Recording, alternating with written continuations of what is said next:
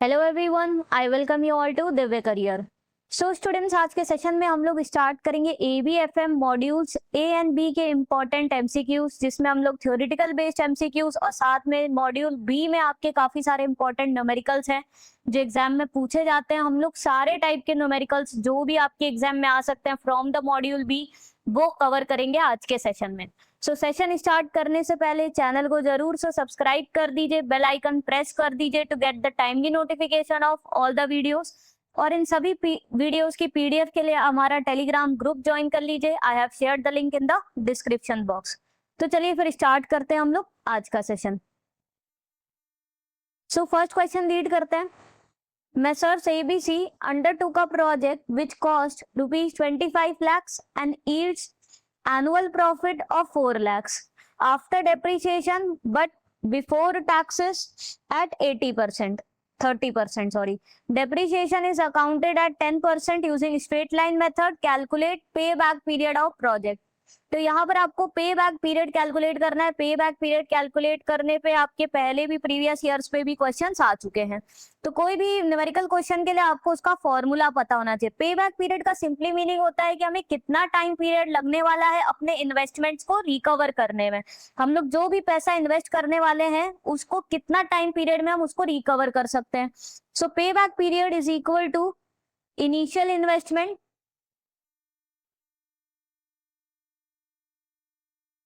Divided by annual net cash inflows. अब यही जो एनुअल नेट कैश इनफ्लोज जो हमारे होने वाले हैं, इसी से ही तो हम लोग अपना इन्वेस्टमेंट रिकवर करेंगे।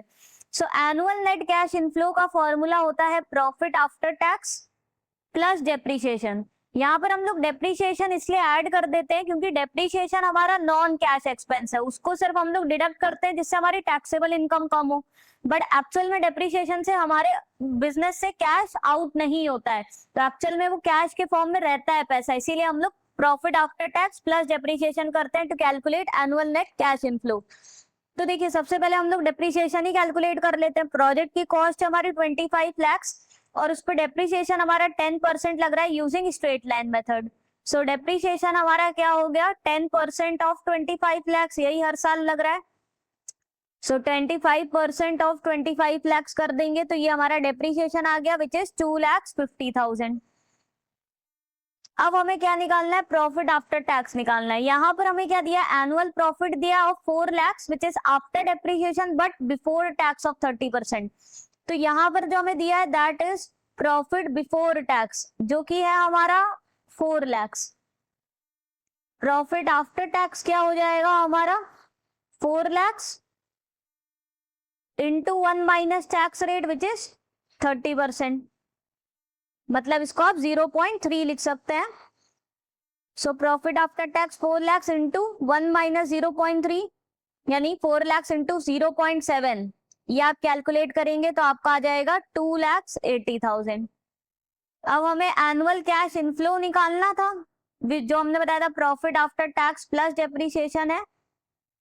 सो पैट हमारा आ गया 2,80,000 और डेप्रिसिएशन हमने निकाला था विच वॉज 2,50,000, तो ये हमारा हो गया 5,30,000। सो अब हम लोग पे बैक पीरियड निकाल लेंगे using our formula. Investment amount क्या था, प्रोजेक्ट है 25 लाख का, सो 25 lakhs divided by the annual cash inflow जो कि है हमारा profit after tax plus depreciation which is 5,30,000। इसको आप डिवाइड कर दीजिए, आपका कैलकुलेटर में आ जाएगा 4.72 ईयर्स। तो यानी जो हमने 25 लाख इन्वेस्ट करे हैं इस प्रोजेक्ट में, उसको रिकवर करने में हमें 4.72 ईयर्स का टाइम पीरियड लग जाएगा। तो ये चीज पे बैक पीरियड बताता है। अगर आपको हो जाए आ जाए कि जैसे दो प्रोजेक्ट्स है, उनको कंपेयर करना है कि कौन सा प्रोजेक्ट बेटर है यूजिंग पे बैक पीरियड, तो जिस भी प्रोजेक्ट का पे बैक पीरियड लोअर होगा, कम होगा, वो ही प्रोजेक्ट ज्यादा बेनिफिशियल है, प्रॉफिटेबल है, क्योंकि आप कम टाइम में अपना इन्वेस्टमेंट अमाउंट रिकवर कर पा रहे हो। ओके, तो जिस भी प्रोजेक्ट का कम पे बैक पीरियड होता है वो बेटर होता है। Okay, so option B 4.72 is the right answer. ये मैंने पूरी कैलकुलेशन यहाँ पे भी करके दिखाई है, जो आपको हमारे पीडीएफ में मिल जाएगी। उसके लिए टेलीग्राम ग्रुप ज्वाइन कर लीजिएगा, link I have shared in the description box, वहां जाकर आप ये पूरा पढ़ भी सकते हैं। सेकेंड क्वेश्चन है, what are the assumptions of theory Y which is propounded by Douglas McGregor? First is, people can be self-directed at work if they are motivated properly. Second, people avoid accepting responsibility and prefer to be led or directed by some other. Third, people have a capacity to exercise imagination and creativity. Fourth, people by nature resist the changes of any type. Option A 1 and 2, option B 2 and 3, option C 1 and 3, option D 1, 3, 2, 3 and 4. सो देखिए ये सारी motivational theories बहुत important है, हर एक theory से आपके questions आते हैं एग्जाम में। सो ड्यूग्लस मैकग्रेगर की जो थ्योरी थी उसका नाम है थ्योरी एक्स थ्योरी वाई, जिसने दो इनसाइट्स दिए ऑफ द ह्यूमन बिहेवियर। तो आपको याद रखना है जो थ्योरी एक्स है उसने सारी नेगेटिव बातें बताई हैं अबाउट द ह्यूमन बिहेवियर, और जो थ्योरी वाई है उसने पॉजिटिव बातें बताई हैं। तो हमें यहाँ पे थ्योरी वाई के हिसाब से बताना है कौन सा करेक्ट है। सो ये फर्स्ट वाला स्टेटमेंट आपका क्या है, करेक्ट है, जहाँ पे वो बोलता है कि जो लोग हैं वो अपना खुद से ही अपने आप को कंट्रोल कर सकते हैं, सेल्फ डायरेक्ट कर सकते हैं, उनको जरूरत नहीं है कि बाहर से कोई उनको सुपरवाइज करे तभी वो काम करेंगे या बाहर से मोटिवेशन मिले तभी काम करेंगे। तो ये पॉजिटिव लाइट में बता रहा है ह्यूमन बिहेवियर को, ये करेक्ट है स्टेटमेंट। सेकेंड है, people avoid accepting responsibility and prefer to be led by others. ये थ्योरी एक्स वाली बात है, जहां वो बताते हैं कि जो एम्प्लॉइज है ह्यूमन बींग्स है वो रिस्पॉन्सिबिलिटी लेना नहीं चाहते और वो चाहते हैं कि बाहर से उनको जो ऑर्डर मिले उसी के हिसाब से काम करे। तो ये स्टेटमेंट गलत है क्योंकि ये थ्योरी एक्स का है। People have a capacity to exercise imagination and creativity, ये थ्योरी वाई का है, ये करेक्ट है, जिसमें अगेन पॉजिटिव लाइट में दिखा रहे हैं। People by nature resist the changes of any type, तो ये अगेन थ्योरी एक्स का है, जहाँ पे बता रहे हैं कि बहुत ही अनविलिंग होते हैं वो न्यू चेंजेस को एक्सेप्ट करने में। तो राइट कौन सा हो गया, 1 and 3, यानी कि ऑप्शन सी आपका राइट आंसर है। मैंने एक अलग से भी वीडियो बनाया हुआ है ABFM के ही, आपको प्लेलिस्ट में मिल जाएगा, जहां सारी सिर्फ मोटिवेशनल थ्योरीज मैंने वहां पे ली है। ओके, तो वो वीडियो भी आप देख लीजिएगा, बहुत हेल्पफुल रहेगा आपको एग्जाम के लिए। नेक्स्ट है, which of the following statement is false regarding the Maslow's hierarchy of needs? Option A, human beings only unsatisfied needs influence their behavior. Option B, the person advances to next level of needs only after lower level need is fully satisfied. Option C, since needs are many, they are arranged in the order of importance from basic to complex.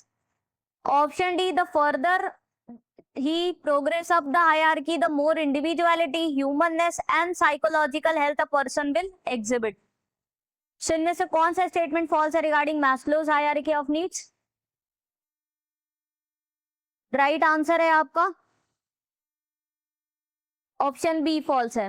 क्यों? क्योंकि Maslow theory ने कहा है, देखिए 5 level of needs होती है human beings की as per Abraham Maslow, जो उन्होंने एक पिरामिड में अरेंज करी है, जिसमें लोएस्ट लेवल नीड होती है फिजियोलॉजिकल नीड, जो है आपकी बेसिक नीड्स हो गई, जैसे food, clothing, shelter, sleep, thirst, ये सारी। फिर इसके बाद आती है आपकी सेफ्टी सिक्योरिटी नीड्स, जिसमें आपको चाहिए भाई job security, law and order हो, हेल्थ, वेलनेस, ये सब सेफ्टी और सिक्योरिटी नीड में आता है। फिर होती है सोशल नीड्स, जहाँ नीड होती है for togetherness, okay, for affection, love. फिर आती है सेल्फ एस्टीम नीड्स, जहाँ पे नीड होती है आपकी to be respect by others, recognition आपको मिले। और लास्ट हाईएस्ट लेवल नीड होती है self actualization, which is realizing your full potential. तो मैस्लो ने कहा है जो ह्यूमन बींग्स की अनसेटिस्फाइड नीड्स होंगी वो ही उनके बिहेवियर को इन्फ्लुएंस करेंगे, क्योंकि वो लोग उसी के लिए काम करेंगे जो उनकी अनसेटिस्फाइड नीड है वो पूरी हो सके, उसी को तो वो ही उनके ड्राइव करेगी बिहेवियर को। तो ये इनका करेक्ट स्टेटमेंट है।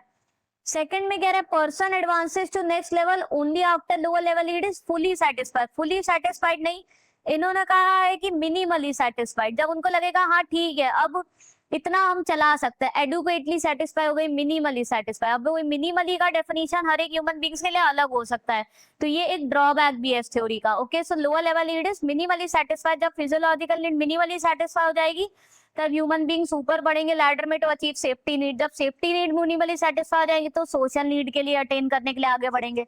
और ये नीड्स आप देख सकते हो एकदम बेसिक से कॉम्प्लेक्स में अरेंज है, लोएस्ट लेवल एकदम बेसिक लेवल नीड है, तो ये भी करेक्ट है।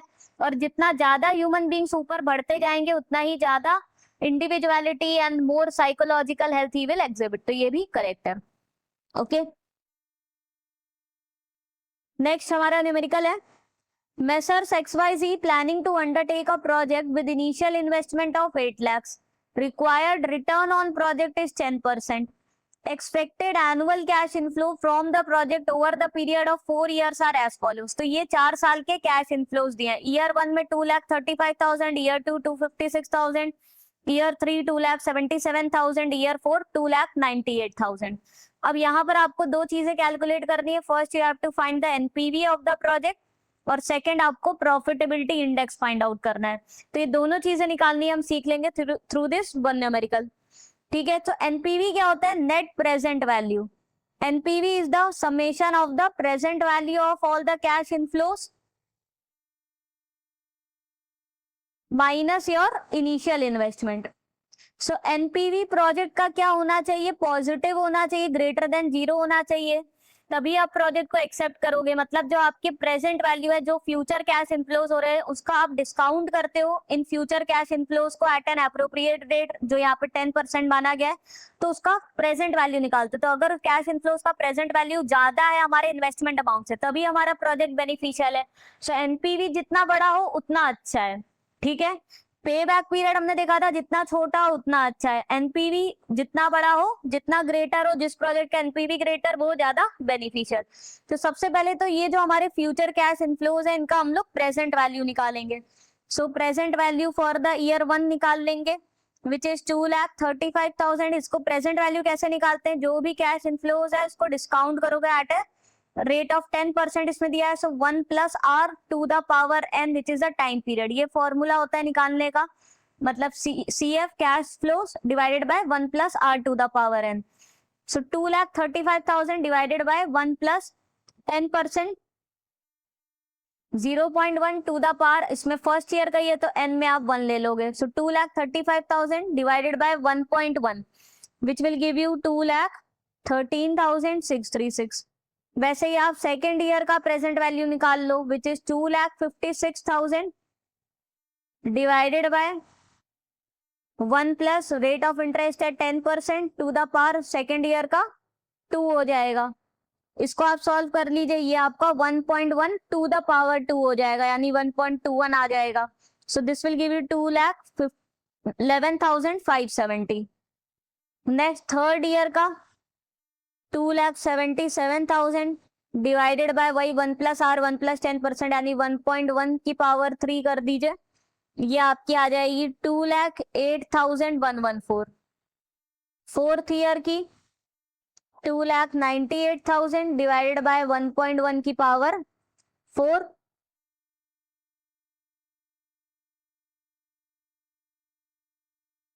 ये आपकी आ जाएगी 2,03,538।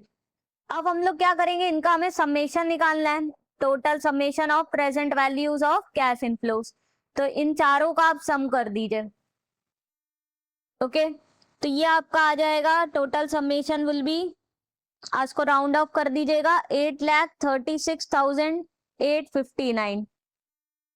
अब हम लोग एनपीवी निकाल सकते हैं। जो हमारा समेशन था present value of cash inflows, that was 8,36,859 minus जो हमारा इन्वेस्टमेंट अमाउंट है। इन्वेस्टमेंट अमाउंट कितना है? 8 लाख का इन्वेस्टमेंट अमाउंट है।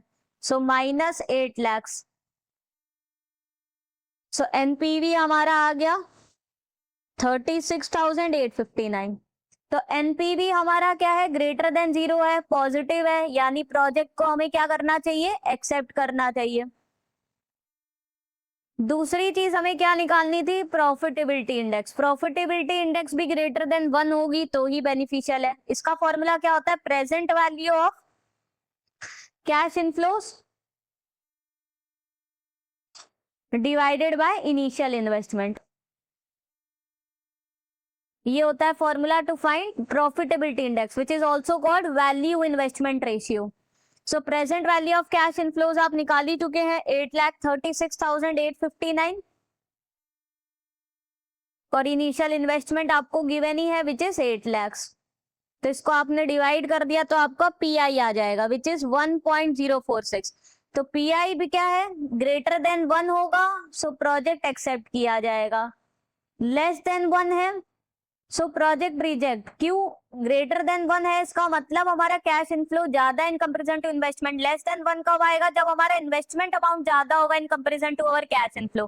तो अगर हमारा खर्चा ज्यादा लग रहा है इनफ्लो से, तो हम लोग प्रोजेक्ट को क्यों एक्सेप्ट करेंगे? तो रिजेक्ट हो जाएगा। और इज इक्वल टू 0 आ जाए तो मतलब प्रोजेक्ट पे काम करना ना करना, मतलब इज इक्वल टू 1 आ जाए, पीआई इज इक्वल टू 1, मतलब हमारे जितना पैसा खर्चा गया उतना ही इनफ्लो आ रहा है, तो प्रोजेक्ट पे काम करना नहीं करना एक ही बराबर हो गया, इनडिफरेंट।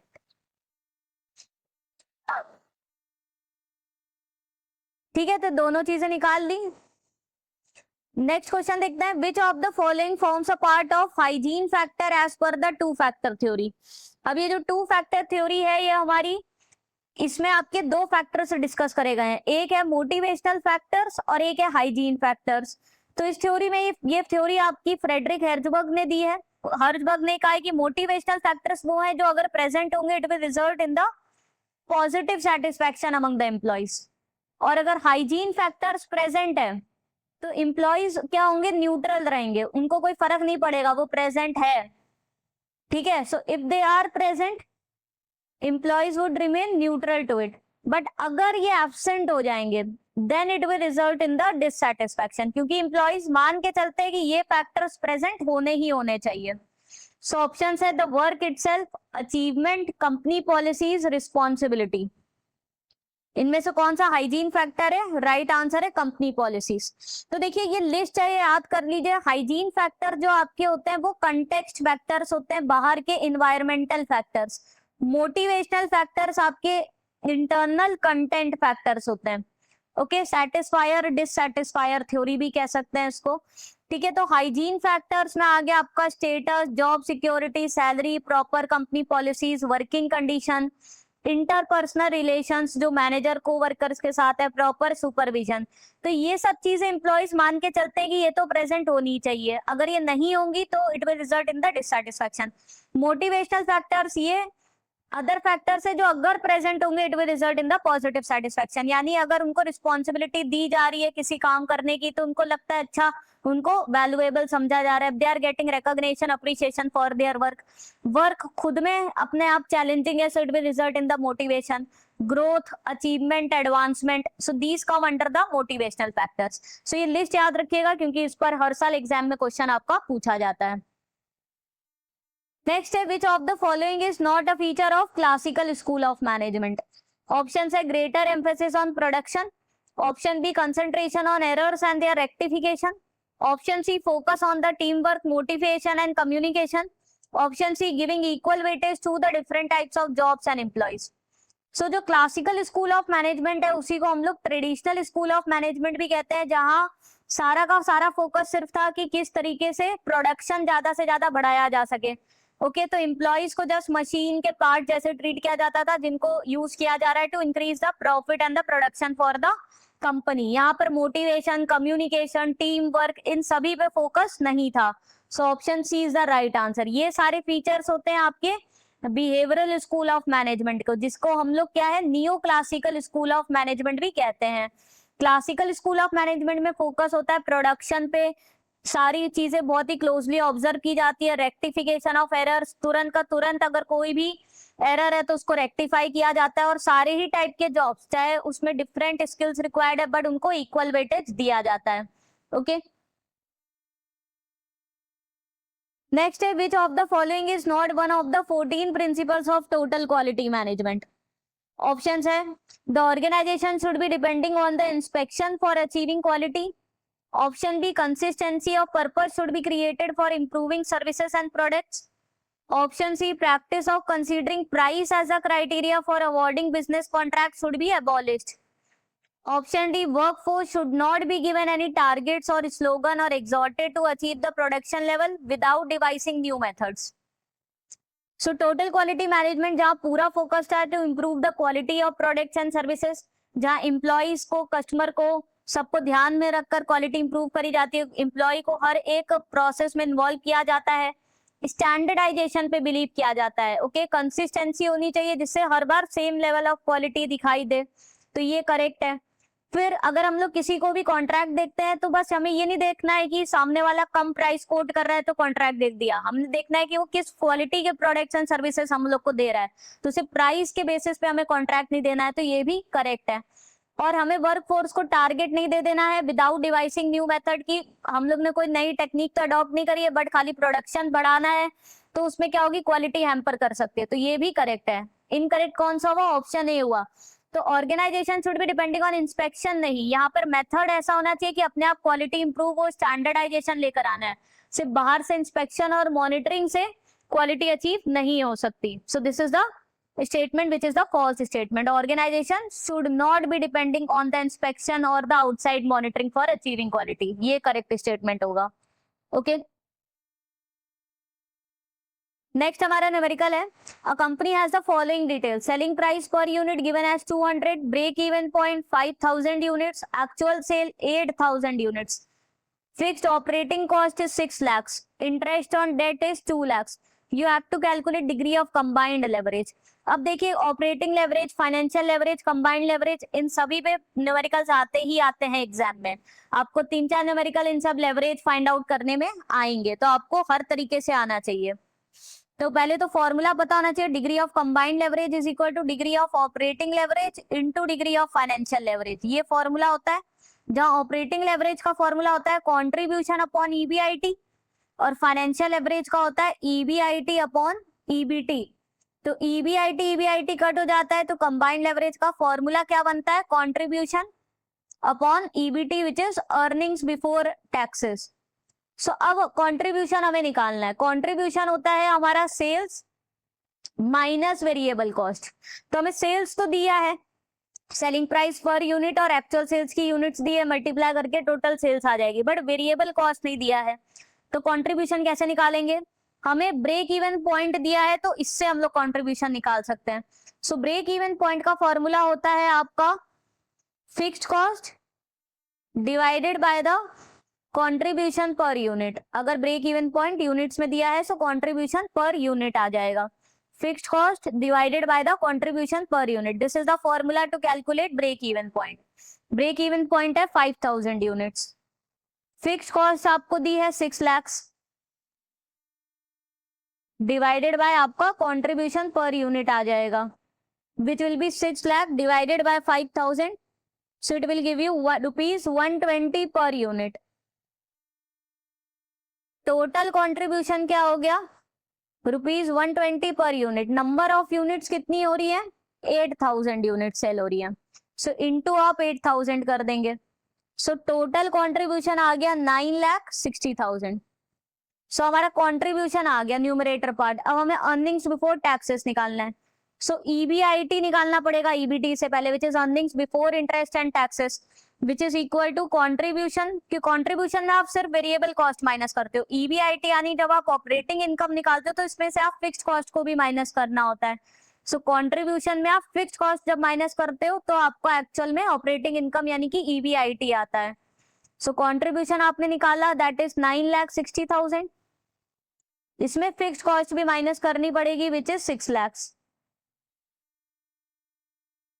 तो ये आपका आ गया 3,60,000 विच is earnings before interest and taxes. अब अर्निंग्स बिफोर टैक्सेस में आप क्या करोगे, ईबीआईटी में इंटरेस्ट एक्सपेंसेस माइनस कर दोगे तो ईबीटी आ जाएगा। सो ईबीआईटी आपने निकाल लिया 3,60,000, इंटरेस्ट आपको दिया हुआ है which is 2 lakhs, so minus 2 lakhs कर देंगे तो हमारा ईबीटी आ जाएगा विच इज 1,60,000। अब दोनों चीजें आ गई, कंबाइंड लेवरेज के लिए कंट्रीब्यूशन भी ईबीटी, तो दोनों को डिवाइड कर देना है। कंट्रीब्यूशन हमने निकाल लिया था अपना कितना, 9,60,000 और ईबीटी आ गई 1,60,000, सो दोनों को डिवाइड कर दीजिए, आपका आंसर आ जाएगा 6। So option D is the right answer which is 6। ठीक है, तो ये आप पूरा आप देख लीजिए, समझ लीजिए कैसे किया है कैलकुलेशन। जरूरी नहीं आपको हर बार वेरिएबल कॉस्ट दिया हो, कभी ब्रेक इवन पॉइंट, कभी पीवी रेशियो, ये सब भी दिया रहता है, उसके थ्रू हमें पहले कंट्रीब्यूशन निकालना रहता है और फिर हम लोग ईबीआईटी और ईबीटी निकालते हैं और अपना क्वेश्चन करते हैं। तो हमें ध्यान देना है, एग्जाम में ऑपरेटिंग लेवरेज पूछा है, फाइनेंशियल लेवरेज पूछा है कि कंबाइंड लेवरेज, उसके हिसाब से हमें फॉर्मूलेस पता होने चाहिए और फिर हम लोग अपना कैलकुलेशन करते हैं। हर साल ये डिफरेंट लेवरेजेस पे हमारे क्वेश्चंस एग्जाम में आते हैं। ओके,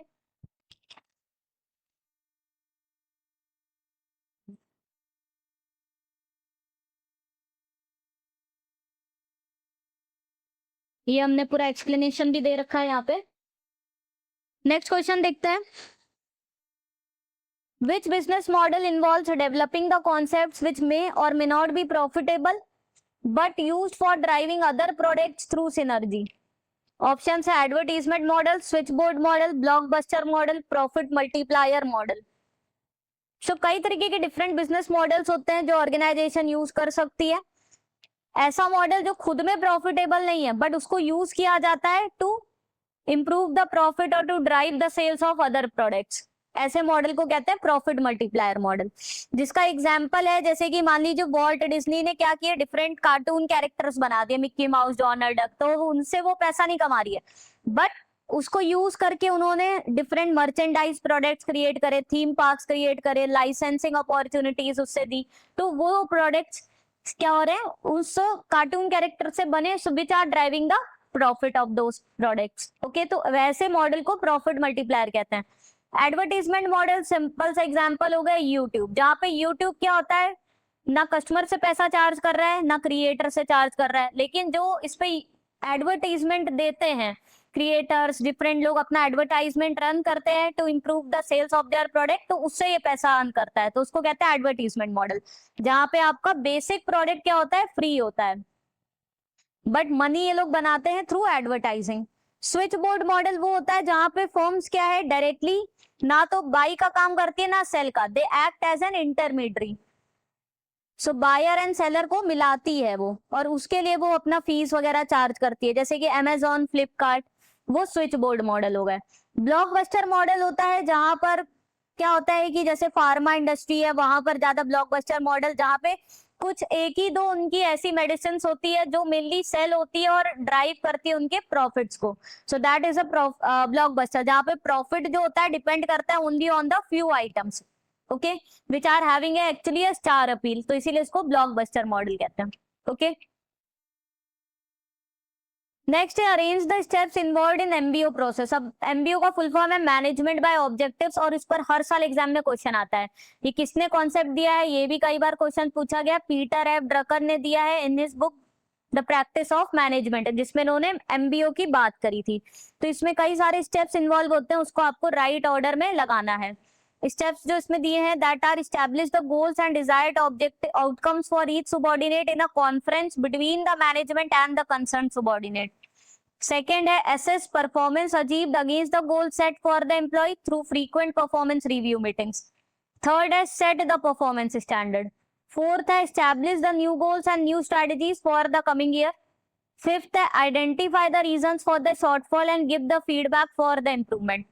ऑप्शन है 1 3 2 5 4, option B 3 1 2 5 4, option C 3 2 1 4 5, option D 1 2 3 4 5। इनको आपको करेक्ट ऑर्डर में लगाना है, डिफरेंट स्टेप्स जो एमबीओ प्रोसेस में होते हैं। राइट आंसर आपका ऑप्शन ए है। तो सबसे पहले इसमें क्या होता है, मैनेजमेंट और एम्प्लॉयज दोनों मिलकर डिसाइड करते हैं क्या आउटकम, क्या टारगेट रहेगा। तो यहाँ पे क्योंकि एम्प्लॉयज भी इन्वॉल्व होता है तो वो और ज्यादा मोटिवेटेड होता है टू अचीव हिज टारगेट्स। उसके बाद परफॉर्मेंस स्टैंडर्ड्स जो होते हैं, बेंचमार्क्स हैं, वो सेट किए जाते हैं।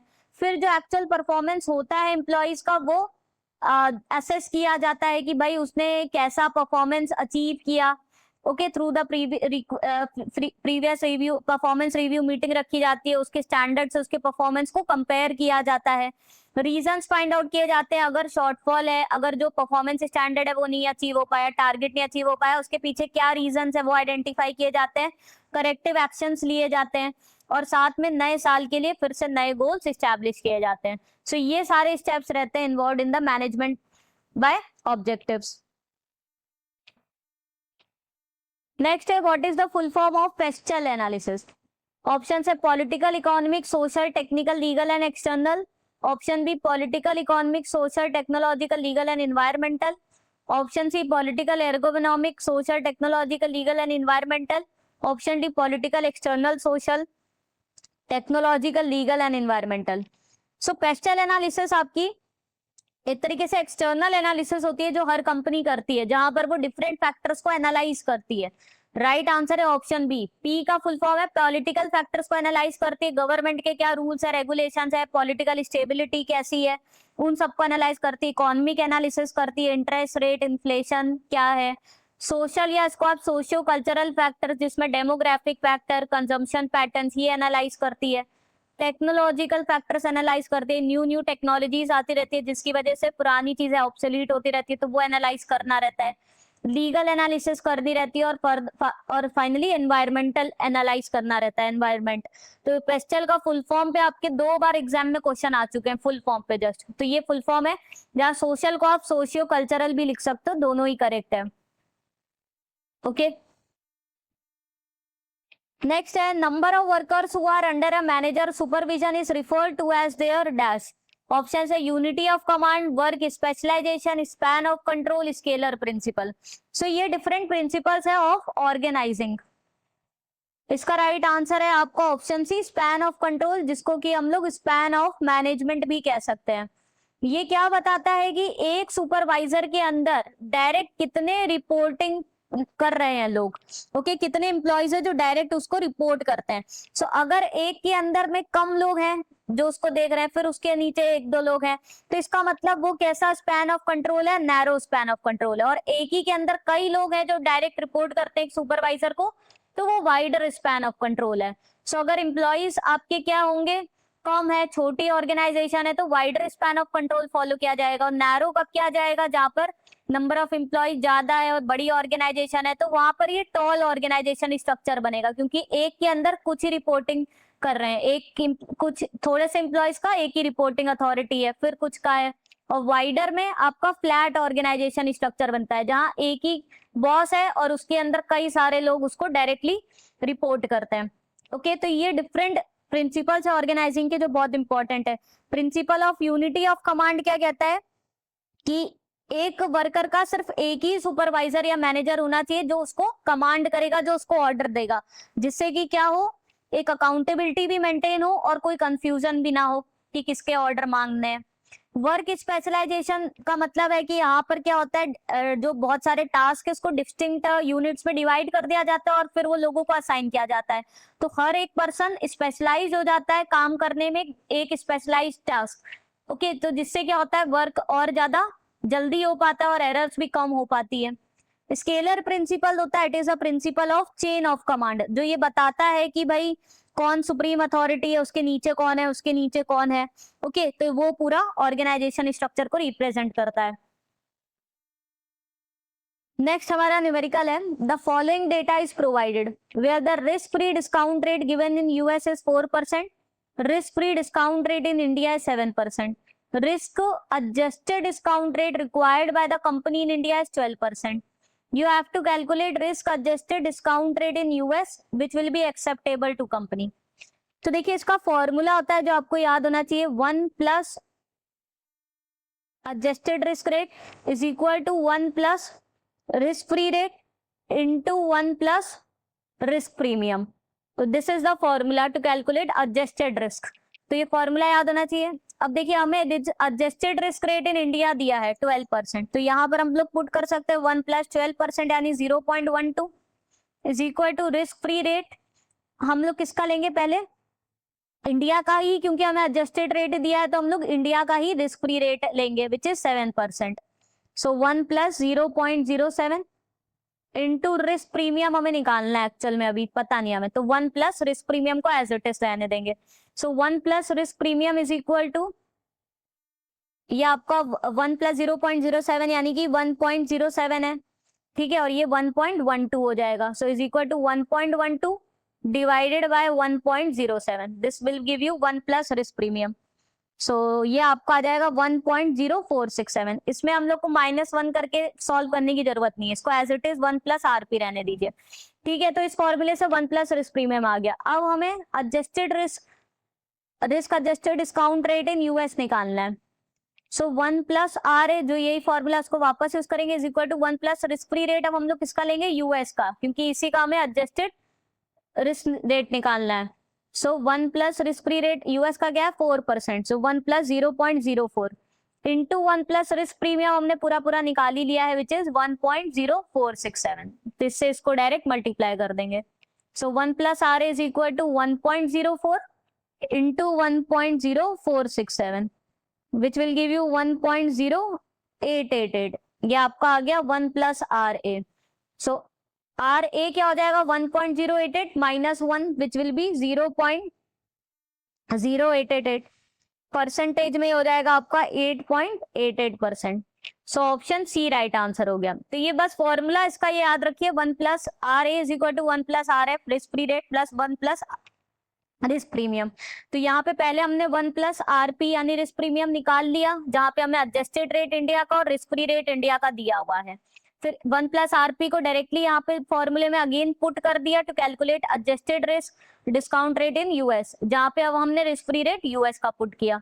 ओके, तो इस टाइप का न्यूमेरिकल भी आपका प्रीवियस ईयर में पूछा जा चुका है। आई होप आपको क्लियर हो गया होगा। नेक्स्ट है, Dash organization culture is characterized by the high level of energy and inventiveness. It is expected of the leaders to be innovative and entrepreneurial. Options है clan culture, adhocracy culture, culture of the market, hierarchy culture. So ऐसा organization culture जहाँ innovativeness पे बहुत ध्यान दिया जा रहा है, जहाँ पे एंटरप्रेन्योरल स्पिरिट है, जहाँ लिमिटेड रिस्क टेकिंग पे ध्यान दिया जा रहा है। ओके, तो ऐसे कल्चर को कहते हैं एडोक्रेसी कल्चर, जो मेनली आपका स्टार्टअप्स में फाइंड होता है, जहाँ पे स्टार्टअप्स में क्या होता है थोड़ा रिस्क टेकिंग होता है, इनोवेशन, इन सब पे ध्यान दिया जाता है। क्लैन कल्चर होता है जहाँ पर एक ऑर्गेनाइजेशन को एज अ फैमिली ट्रीट किया जाता है, मेंबर्स को as a family members which are bounded by the traditions and commitments. Okay, जहाँ पे जो ऑर्गेनाइजेशन में जो लीडर होता है ही mentor all the members. Okay, तो जो फैमिली टाइप का कल्चर होता है which is bounded by traditions commitment, that is a clan culture.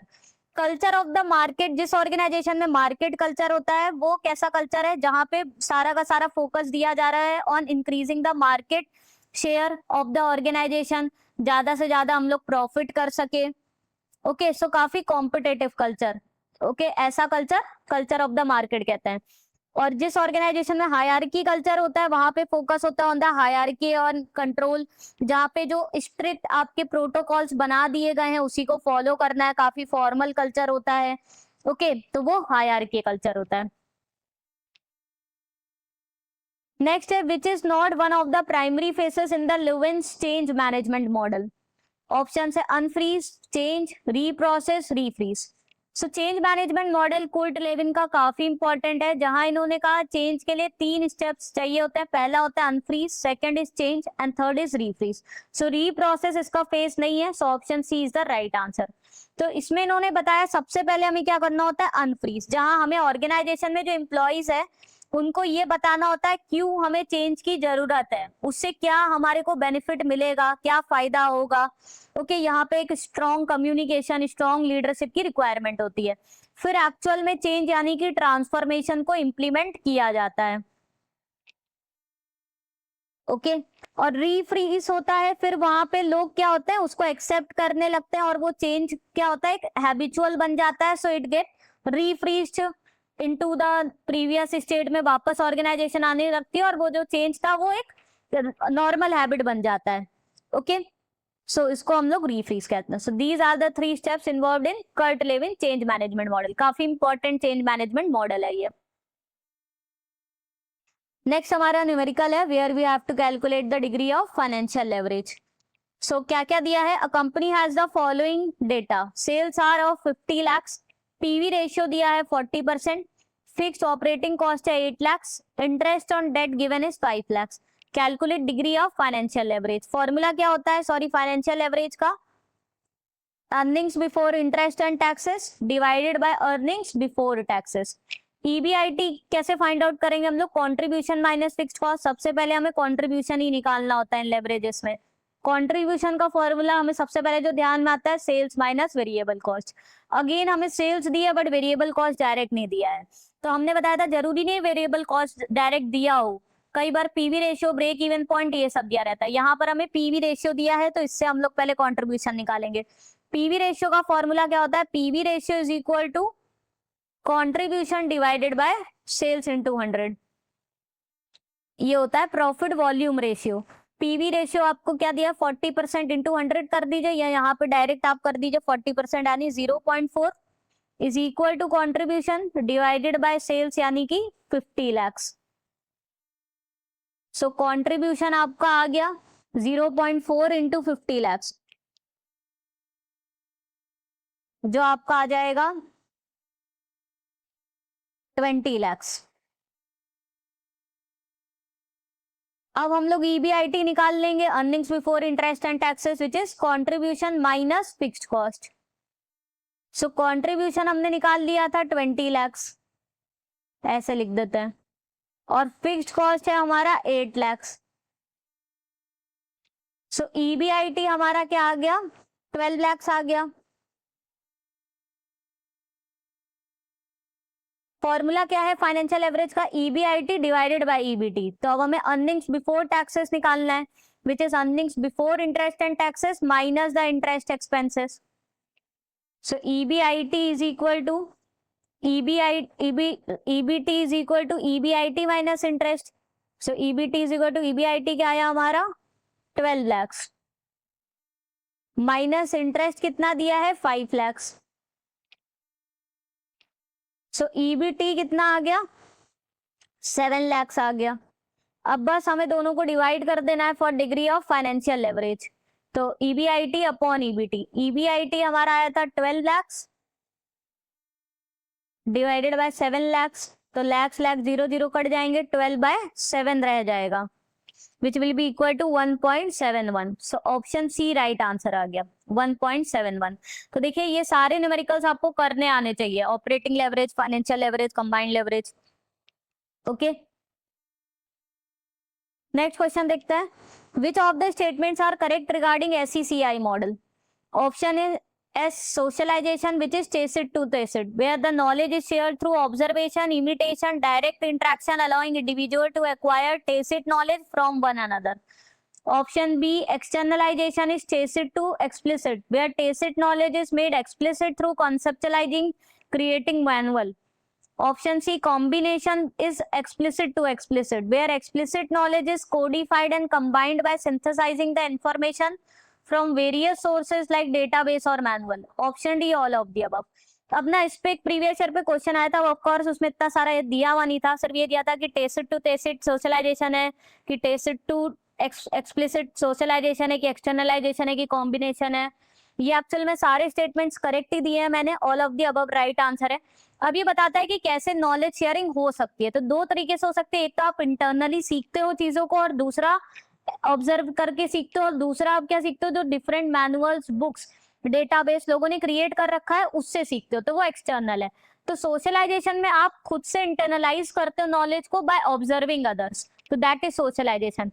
एक्सटर्नलाइजेशन में जो आपकी इंटरनल नॉलेज है उसको आप शेयर करते हो by writing it in the form of books, manuals create करके। So here the tacit knowledge, जो आपकी इंटरनलाइज नॉलेज है, उसको आप एक्सप्लिसिट कर रहे हो, okay, by mentioning in the books, manuals and all. Combination में जहां ऑलरेडी बुक्स, मैनुअल्स है, उसको यूज करके आप और दूसरी बुक, मैनुअल लिख देते हो, ओके, उसको यूज करके, और एक्सप्लिसिट से एक्सप्लिसिट शेयर हो रहा है, ओके। तो ये आपका एससीसीआई मॉडल होता है।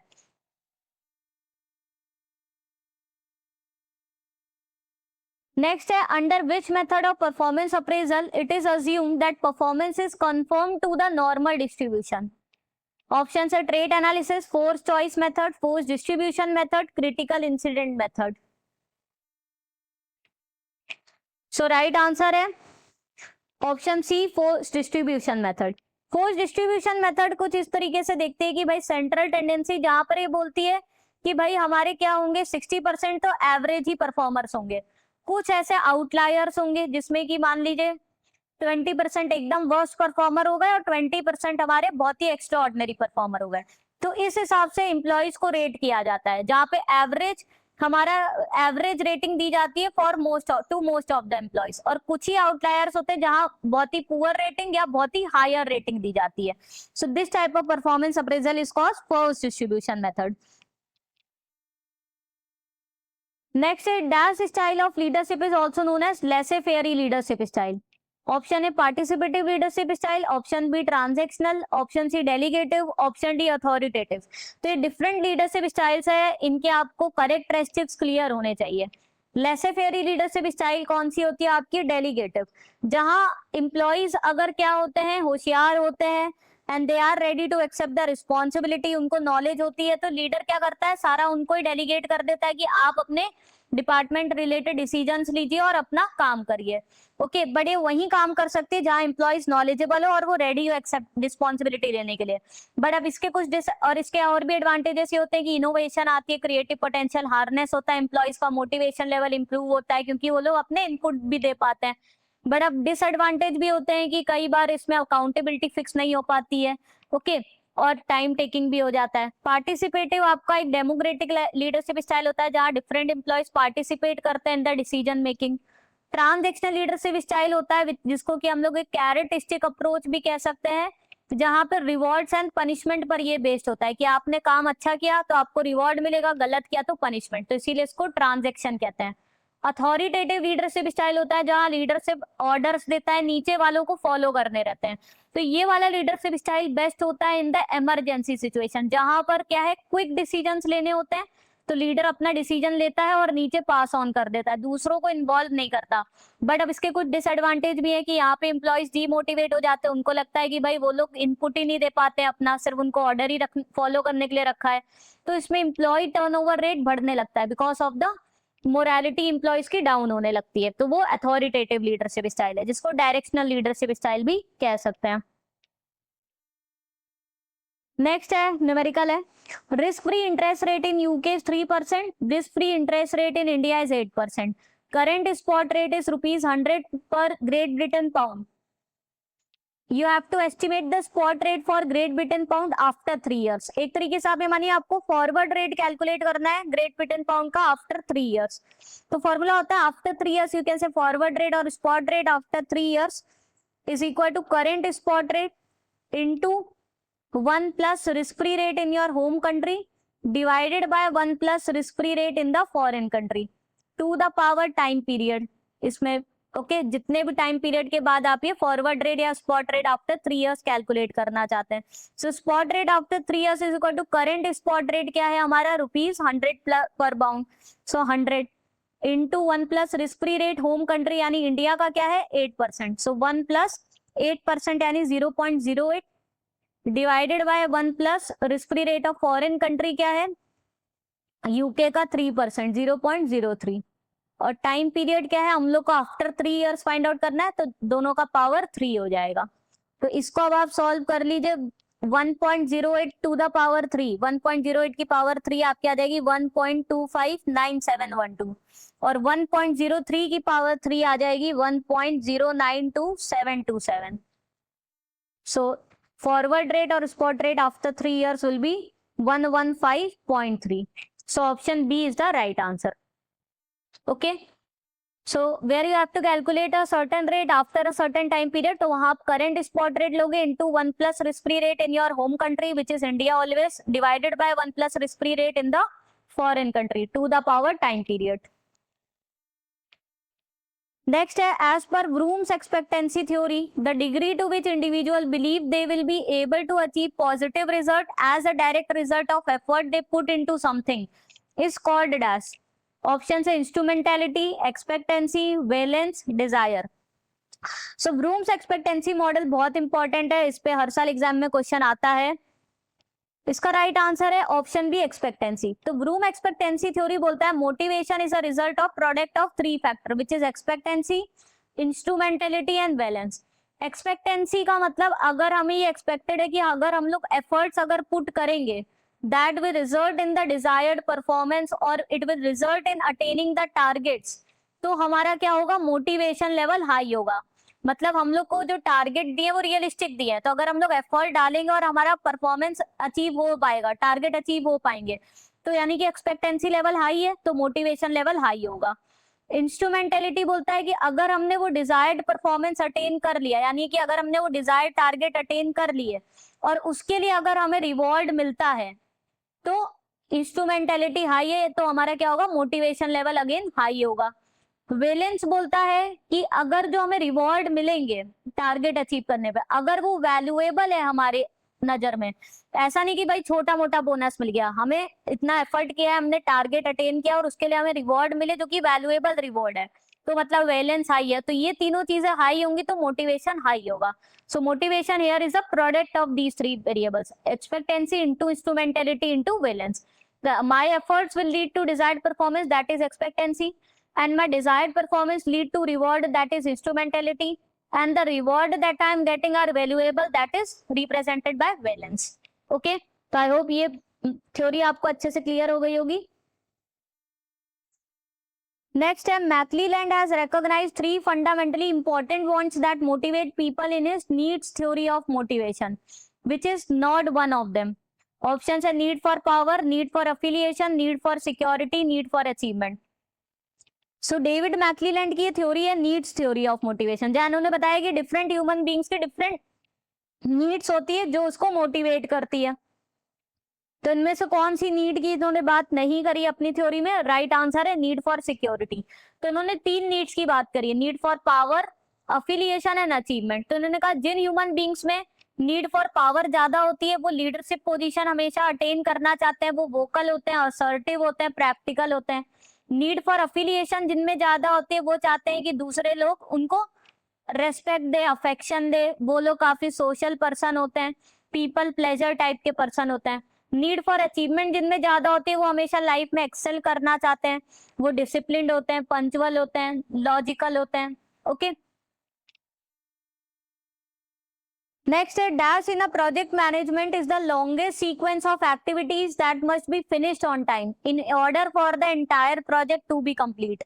Options are responsibility center, option B management information system, option C critical path, option D project evaluation and review technique. So these are the different control techniques जो काफी important है चारों की चारों ही। इसका राइट आंसर होगा ऑप्शन सी, क्रिटिकल पाथ एक project management आपका मेथड है जो कि आपको बताता है कि भाई क्या क्या एक्टिविटीज आपको करने की जरूरत है, लॉन्गर सीक्वेंस ऑफ एक्टिविटीज, जिससे कि आपका प्रोजेक्ट कंप्लीट हो सके ऑन द टाइमली बेसिस। जो पीईआरटी होता है, project evaluation and review technique, PERT का फुल फॉर्म है, इसका फुल फॉर्म भी आया था। ये यूज किया जाता है फॉर द अनप्रेडिक्टेबल प्रोजेक्ट्स, जहां पे आपको R&D अपनी लगानी है, तो आपको एक्चुअल में नहीं पता, वो फर्स्ट टाइम आप प्रोजेक्ट ले रहे हो तो कितना टाइम लगेगा। ओके, तो यहाँ पे जहाँ टाइम अनसर्टेनिटी इन्वॉल्व रहती है वहां पे जब आप प्रोजेक्ट मैनेज करते हो, you manage the events to minimise the time and uncertainty, that is PERT technique. Critical path में it deals with the projects जहाँ पे आप ऑलरेडी उस पर काम कर चुके हैं, मेनली जो कंस्ट्रक्शन प्रोजेक्ट्स होते हैं they work on the critical path method so as to minimize the cost and optimize the proper scheduling of it. MIS तो आपका कंप्यूटर सिस्टम होता है which inputs the data, process it, convert into information. On the basis of this information, decisions are taken in the organization, and on the basis of these decisions, actions are implemented. So this is the whole process of MIS system in the organization. Responsibility centre आपकी एक accounting technique होती है जहां पर आप ये evaluate करते हो जो डिफरेंट रिस्पॉन्सिबिलिटीज आपने एम्प्लॉइज को असाइन करी है वो उन्होंने कितने बेटर वे में एग्जीक्यूट करी है। तो यहाँ पर आप different types of responsibility centre create करते हो, like revenue centre, profit centre, investment centre, इस टाइप से रिस्पॉन्सिबिलिटी सेंटर्स क्रिएट किए जाते हैं। तो रेवेन्यू सेंटर में जो एम्प्लॉइज होते हैं उनकी रिस्पॉन्सिबिलिटी होती है टू मैक्सिमाइज द रेवेन्यू और to maximise the sales of the company. Profit centre वाले में एम्प्लॉइज की मेन रिस्पॉन्सिबिलिटी होती है कि प्रॉफिट को मैक्सिमाइज करे। इन्वेस्टमेंट सेंटर में रिस्पॉन्सिबिलिटी होती है कि जो कंपनी के रिसोर्सेज को इन्वेस्ट कर रहे हैं उससे रिटर्न ऑन इन्वेस्टमेंट को मैक्सिमाइज करे।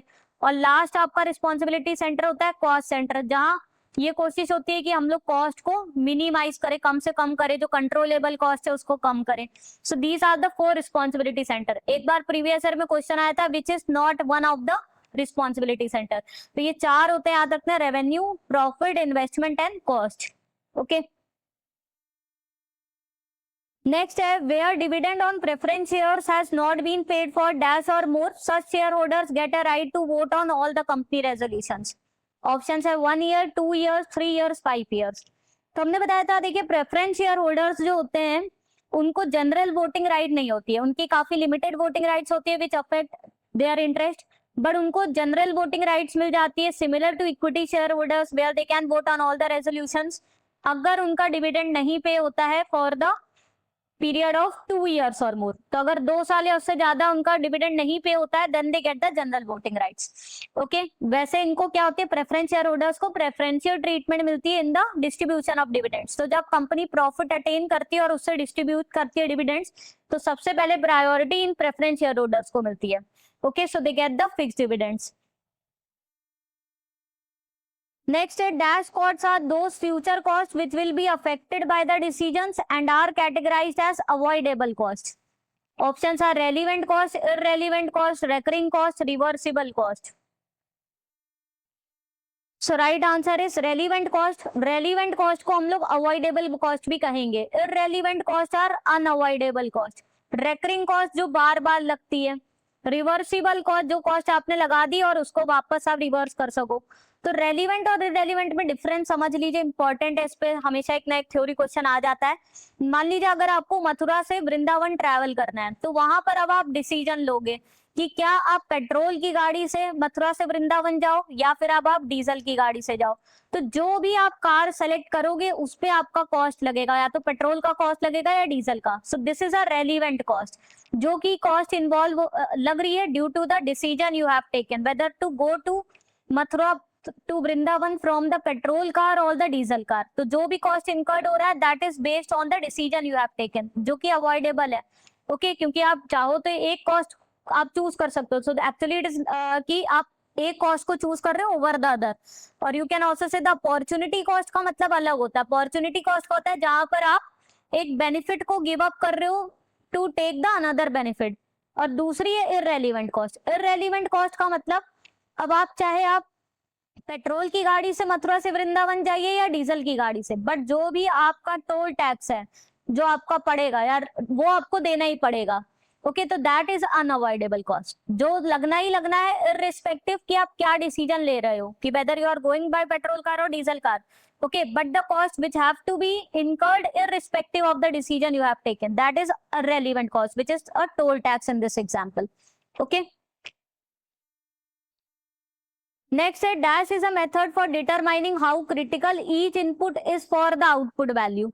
Options are scenario analysis, sensitivity analysis, simulation analysis, decision tree analysis.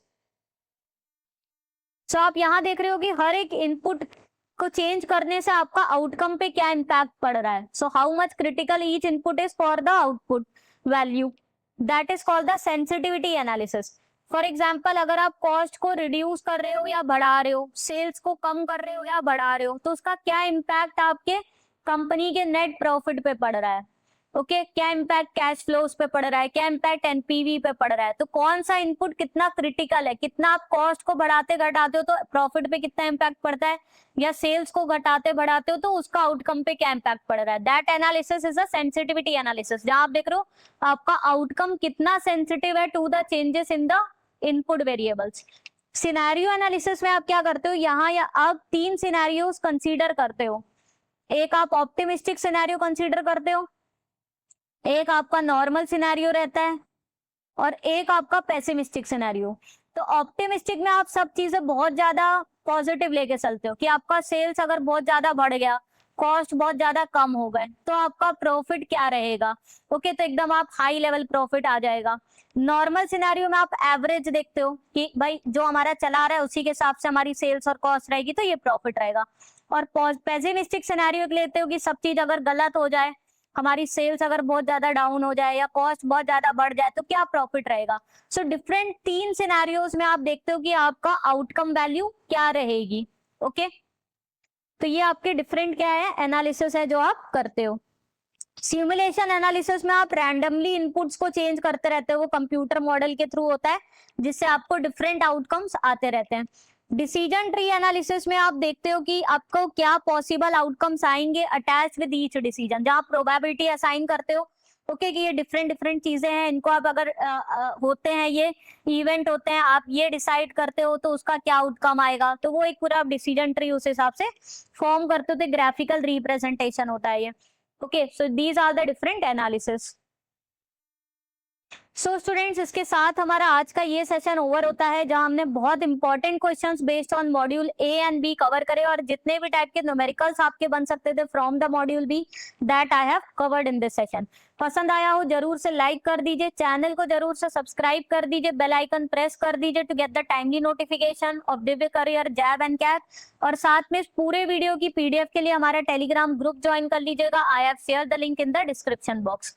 See you in the next session. Thank you.